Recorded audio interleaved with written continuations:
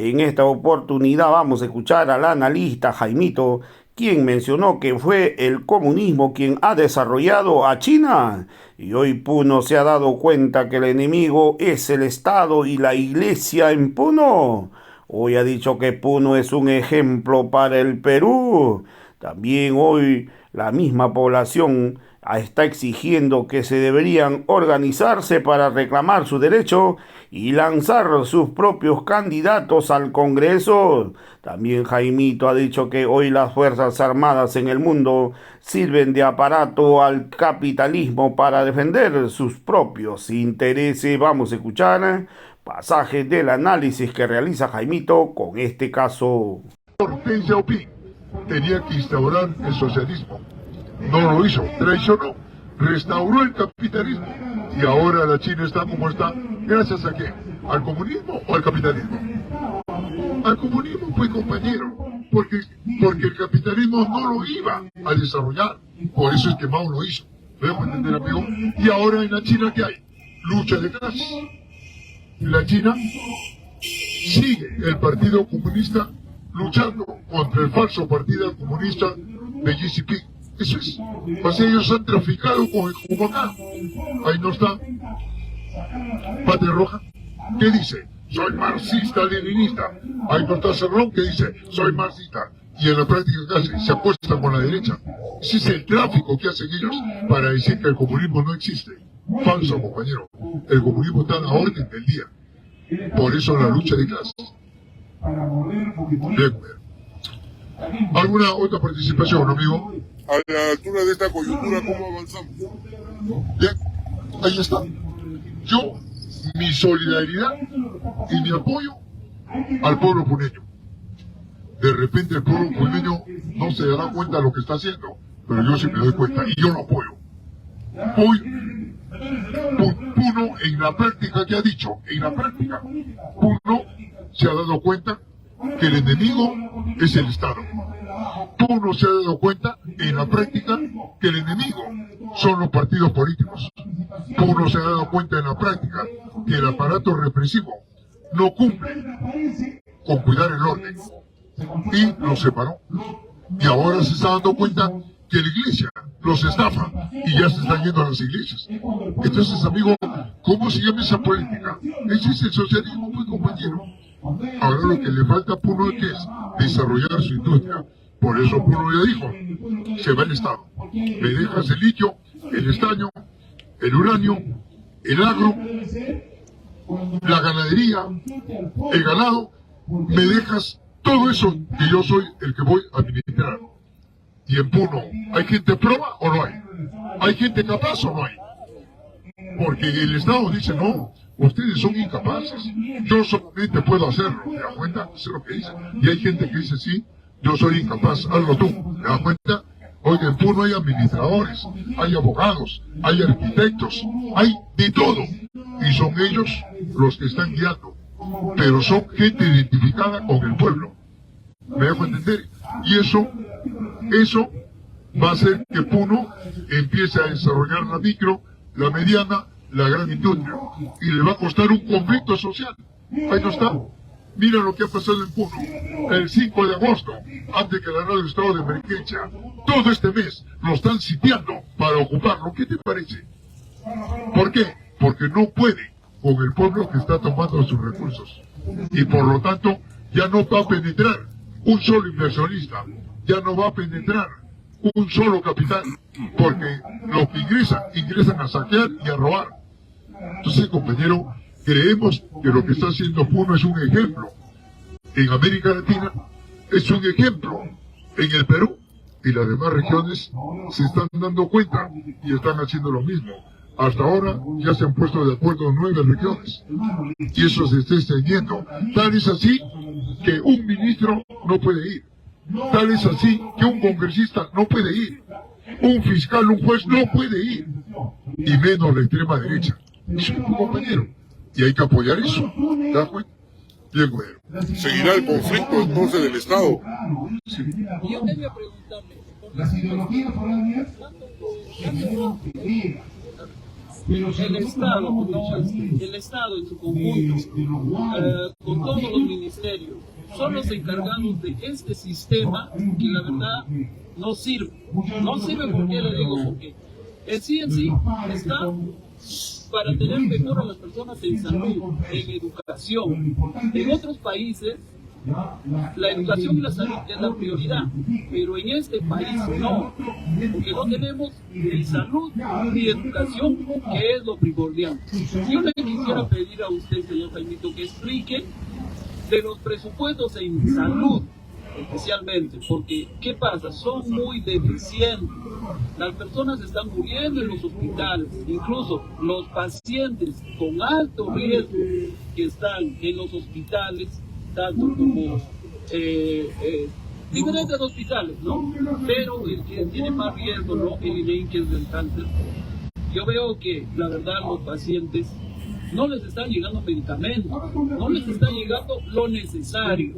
Entonces, y los impuestos que nosotros pagamos, porque cada uno que consume un producto o cualquier otro artículo, siempre estamos pagando impuestos. Pero ¿qué pasa? A nosotros nos hacen ver como que nosotros no merecemos nada, que no merecemos ni siquiera ese seguro del SIS, del seguro integral, no, que no merecemos nada. Entonces, yo lo que quisiera que explique usted, porque como lo ven a nivel internacional, nacional y todas las personas del país más que nada, que explique usted cómo viene a ser ese sistema y que en sí es un derecho. No es, claro, ¿no? Como nos hacen ver a nosotros, que es un favor que nos está haciendo el Estado. Bien. ¿Acaso no es cierto de que la salud en el mundo depende de un órgano de las Naciones Unidas? ¿Cómo se llama ese órgano de las Naciones Unidas? La Organización Mundial de la Salud. Tiene 194 secretarios médicos. ¿Y sabes qué dice la Organización Mundial de la Salud? Al enfermo no lo cures ni lo mates.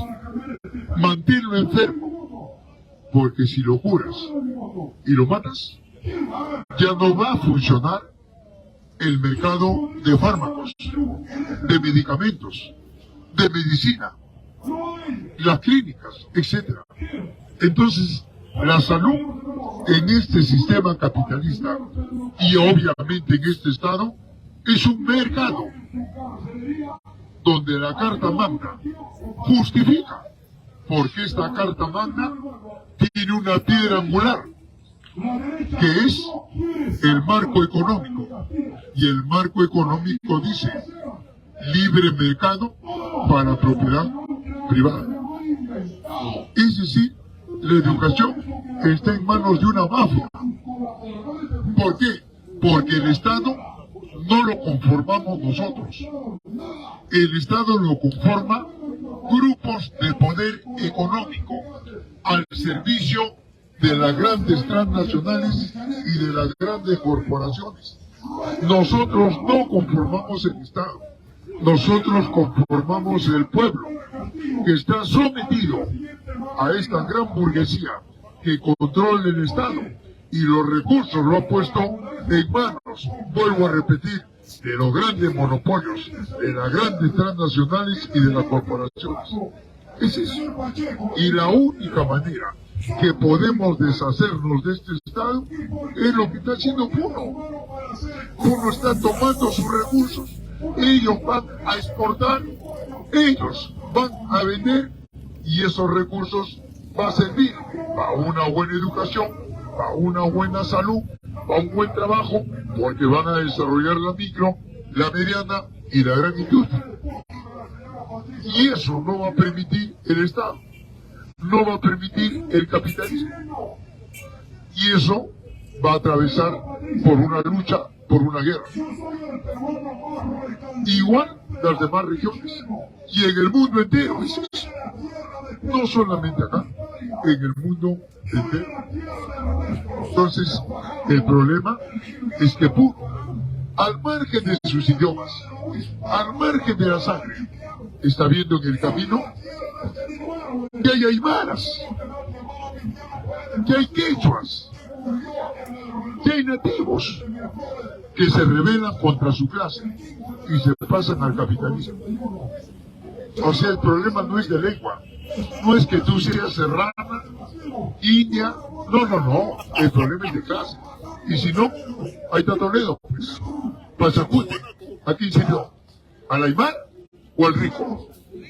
Entonces, pues, compañero, no te vengan a confundir que el problema es de lengua, que si tú hablas quechua, ya estás con el pobre. No, compañero, no, el problema es de clase.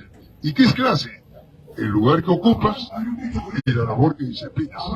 Son dos.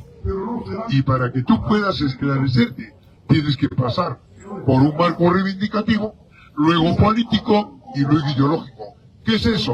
Línea de masas, la orientación que se le da al hombre hacia la toma del control político del Estado, para que esto se termine. Pero si vas a recibir un emolumento, una propina, ¿qué? El Estado agarra, te da y después sube el costo de vida 5 veces. Nuevamente reclamas, te da una migaja y el costo de vida sube 5 veces. Entonces, se tiene que terminar esto. ¿Cómo? Tomando el control del poder. Y es un poco lo que está haciendo el campo. El campo ha dicho, cuando me vengo a Lima, me reprimen. Cuando me vengo a Lima, no me hacen caso. Los proyectos que son nuestros, que los envió Castillo al Congreso, están en la basura. Entonces, ¿qué hago? Cierro yo también mi frontera. Ya no entra acá el Estado. Ya no entra Lima. Ya no entra un congresista. Ya no entra. Hagan sus acuerdos. Hagan sus contratos. Hagan las leyes que quieran. Pero eso no sirve acá. ¿Qué te parece? Paga, compañero, paga para nosotros. Bien, entonces, compañero, todo aquel que cree en este Estado te está engañando.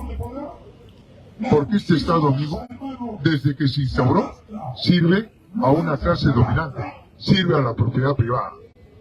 El hombre que cree en su pueblo tiene que estar unido con sus organizaciones populares. Esos son los verdaderos órganos de poder popular. Por eso el Puno ha dicho, te vas, fuerza policial. Ahora las rondas campesinas. Y ahí están poniendo orden. Fíjate, lo que nunca hubo. Ahora el Puno está poniendo orden. Y ellos, las rondas campesinas. Bien con ellos. ¿Alguna? Sí. Bueno, primeramente, señor Jaime, felicitarlo por la ilustración que hace a todo el pueblo peruano. La verdad, yo me escucho por las redes, me he visto por las redes, y es muy interesante. Y gracias a las redes, realmente el pueblo peruano está despertando. La verdad que antes esa prensa amarilla, mermelera que le dicen, no nos informaba. Si usted ve los canales de televisión, todas las mañanas, ¿verdad? Que lo robaron, que lo asaltaron, que lo violaron. O sea, los tienen psicoseados. Ahora ya ni veo eso, porque pura basura ven. Entonces, primero, segundo, el pueblo peruano ahorita está desorganizado. Nos han agarrado desorganizado. Como usted lo ha dicho, uno se está organizando. Y está haciendo uno inteligentemente. Con sus organizaciones sociales y populares se están organizando. Como usted lo ha dicho, por ejemplo, los ronderos, los taxistas, los bicicleros, están haciendo grupos. Y tienen también sus representantes, pero todos unidos pelean por una causa única. Y eso falta en el Perú. O sea, a nivel nacional, lo que se tiene que hacer es todas las asociaciones de taxistas a nivel nacional deben organizarse los congresos a nivel nacional. Porque ¿qué cosa es el Congreso? El Congreso es donde están las personas más ilustres que representan a una organización. Se juntan en un Congreso. ¿Pero qué es este Congreso? Son simplemente representantes de familias que se han apoderado de partidos políticos que les han comprado prácticamente. ¿A quién representan toda esta sarta de congresistas que ni siquiera les importa el pueblo? Porque no representan a nadie. Solo representan los intereses de ciertas empresas capitalistas. Entonces aquí debe de organizarse el pueblo, debe organizarse por organizaciones, como digo. Los taxistas deben lanzar su candidato al Congreso, que se organicen. Que se organizan los comuneros, que se organicen, que lancen sus candidatos, construcción civil. Porque, a ver, imagínense cuántos taxistas tenemos a nivel nacional, cuántos congresistas podrían poner los taxistas, digamos, en motos. Si fuéramos organizados, nos respetaríamos como organización, podríamos hacer lo que usted ha manifestado antes, ¿no? Las famosas grupos sociales, y llegar al poder, pero representados, organizadamente. Yo creo que esa es la salida para este problema que tenemos, porque si vamos a ir así desorden, no vamos a, esto sigue la producción, como dice, el río revuelta, ganancia de pescado. Es lo que está pasando ahorita. Entonces, uno nos está dando un ejemplo y tenemos que seguir ese camino. Arequipa que se una, pero mediante sus representantes de los gremios sociales, que hablen. Eso es lo que tiene que ser el pueblo peruano, comunicarse con gremios. En el Congreso, una ley para los taxistas, una ley, porque se debe hacer leyes para el pueblo, no leyes para esas empresas que manejan solamente la economía. Para mí esa es la primera salida, que primero el pueblo peruano debe de ilustrarse, debe leer también más un poco y organizarse, sobre todo organizarse. Si no nos organizamos, va a seguir las siguientes elecciones que vienen, igualito la misma sarta de delincuentes van a entrar. Y no hay quien represente, por ejemplo, a los ambulantes. Los ambulantes no tienen leyes por su favor. No hay nada. El ambulante está ahí abandonado a su suerte. Ustedes no tienen ni siquiera un derecho a la salud, a la educación. Ya, yo puedo ser ambulante, pero por lo menos tengo que tener una ley siquiera para protección de mis hijos. La salud, la educación. Pero ¿cómo lo vamos a hacer? Mediante un representante de los ambulantes que estén en el Congreso. O sea, pero y también tiene que haber normativa de cada organización para que pueda ser sancionado. No traicionen a su gremio, lo que ellos están yendo a pedir para el pueblo. Eso también tiene que haber sanción a su organización. O sea, todo depende de cómo nos organizamos. Esa es la salida. Nada más, gracias. Está bien, ¿eh?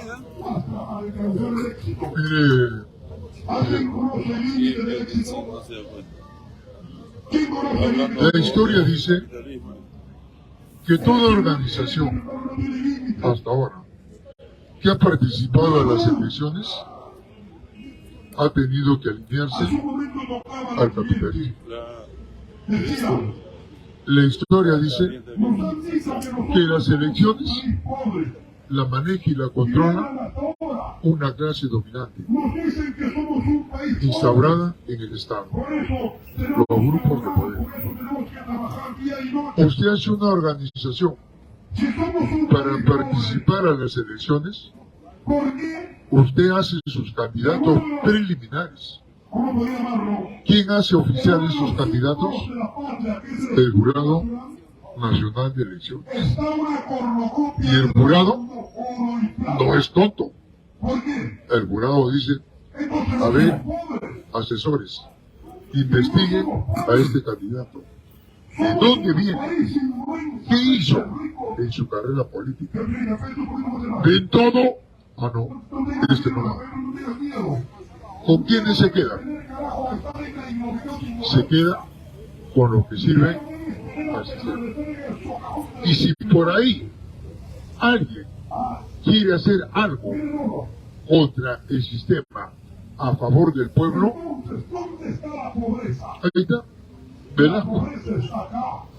Velasco que dijo, yo con la Fuerza Armada, yo como representante del Estado voy a hacer la reforma. Yo en esa época tenía 18 años. Oiga, ¿te vas a hacer la reforma? No, amigos. Y su propia Fuerza Armada lo liquidó. Para que veas, amigo, que la Fuerza Armada es un aparato del capitalismo y que cuida la propiedad privada para que las grandes transnacionales puedan saquear legalmente. Tú ahorita te vas a Cajamarca, pregunta, ¿dónde están los yacimientos mineros? Al norte, ¿ves? Está cordonada por la Fuerza Armada norteamericana y peruana, apuntando para que nadie huelle. Y las transnacionales están saqueando y atirando. Entonces, dos, ahí no está Ollanta.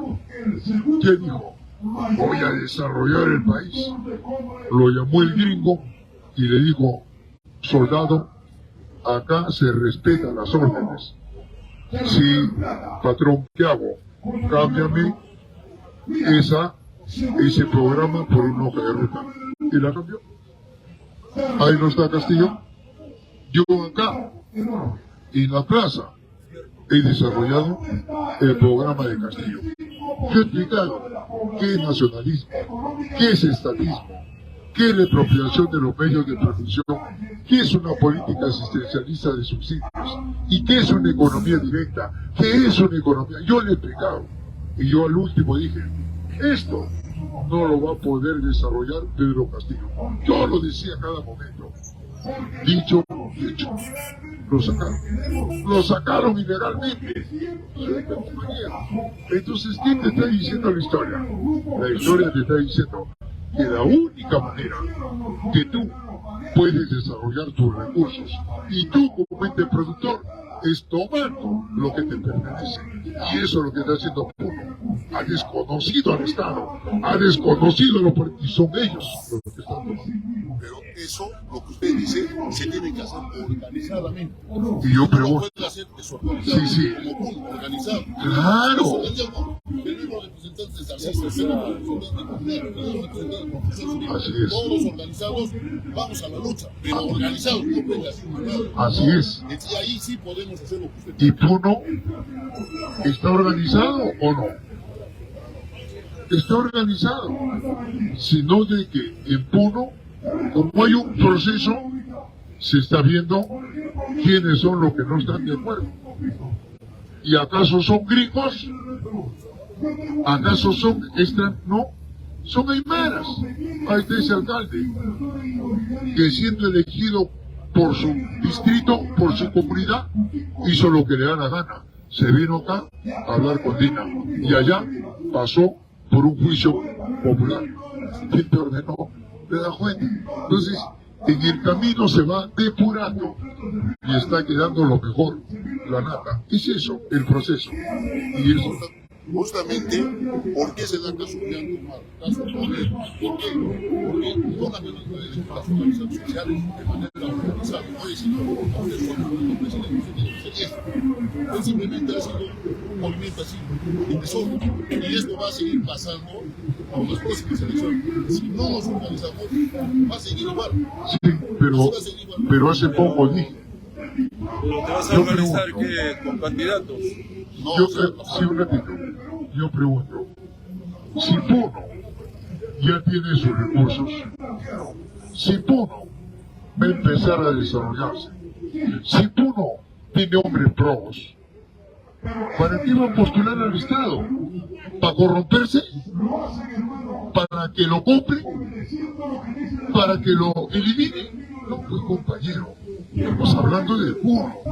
Estoy diciendo que el Estado es un instrumento que nunca ha servido al pueblo durante los 202 años. Y vuelvo a decir, todo hombre que pasa a ser alcalde, que pasa a ser gobierno regional, o que pasa a ser congresista o ministro, se ponen al servicio de ellos, porque es una mafia la que está arriba, los grupos de poder, el grupo Romero, el año Montillo son, no están de acuerdo, sáquenlo, elimínelo,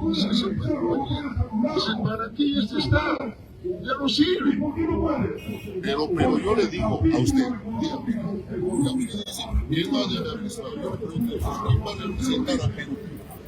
O sea, cada uno individual, o tiene, sí o sí, organizadamente tenemos que representar al pueblo, organizadamente. Porque usted puede decir que no quiere ganar al presidente, no puede pero, a ver, amigo, pero la historia no dice lo que usted dice. La historia dice lo contrario. La historia dice que todo hombre que llega a representar el Estado